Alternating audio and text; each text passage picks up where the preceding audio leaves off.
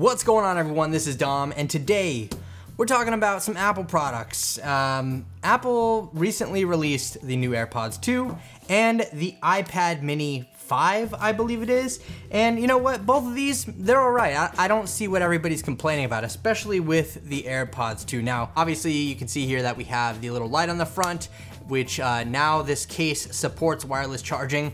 But I do like the configurations that they're offering these in. So if you just want the new AirPods, which I personally don't believe there's a reason to get them, you can just pay the regular $159.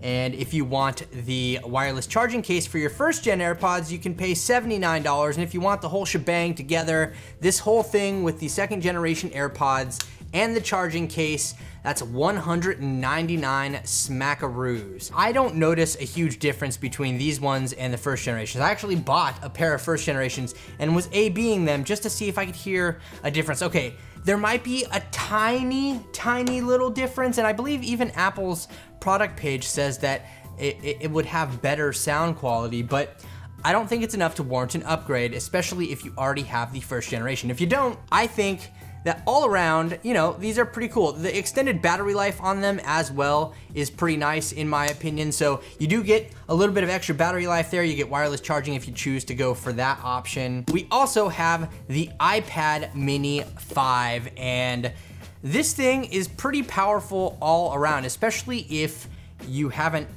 purchased an iPad or an iPad mini. I think this one is probably the one to get, even over the iPad Pro for a lot of people. So inside of the box here, obviously we do have the iPad mini in space gray. We have our charging cable, our documentation with some Apple stickers in there, and we have our little power brick. So, I mean, pretty standard stuff as far as the unboxing goes. Of course, on here we do also have the Touch ID fingerprint sensor, so you can set that up. It feels kinda nostalgic and also dated having a Touch ID button on a phone, because it's just been so long, or on a tablet anyway. It's been a while, you know. I mean, the iPad Pro that I currently have just uses Face ID, and the last two phones have used Face ID as well. So just going back to a thumbprint is just a little weird. Real quick though, I wanna give a huge shout out to ESR for sponsoring this video. And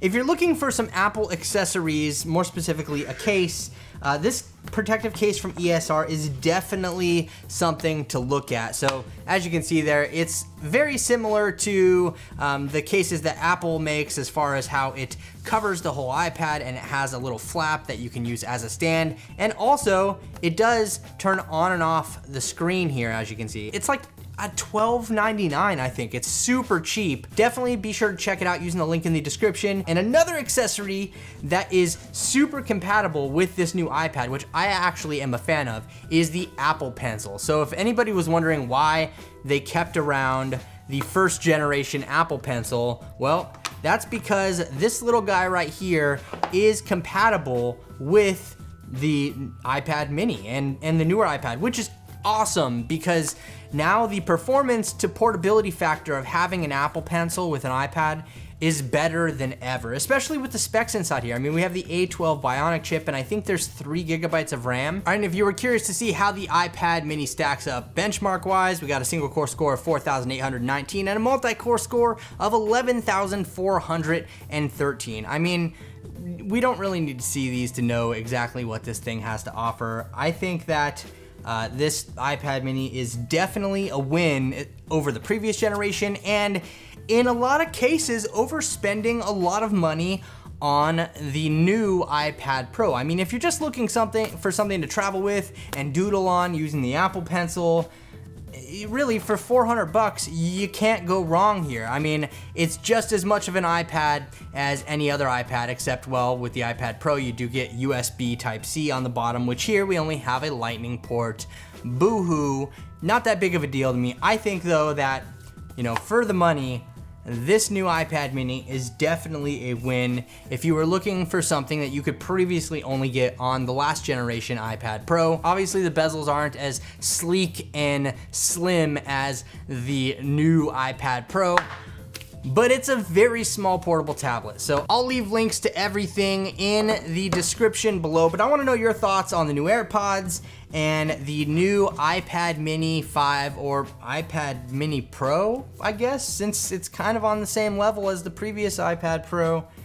Kind of makes sense to call it that. Let me know what you think though in the comment section below. And if you're new around here, be sure to subscribe and hit the notification bell so you're first to be notified when new videos like this drop. Really appreciate the support, everyone.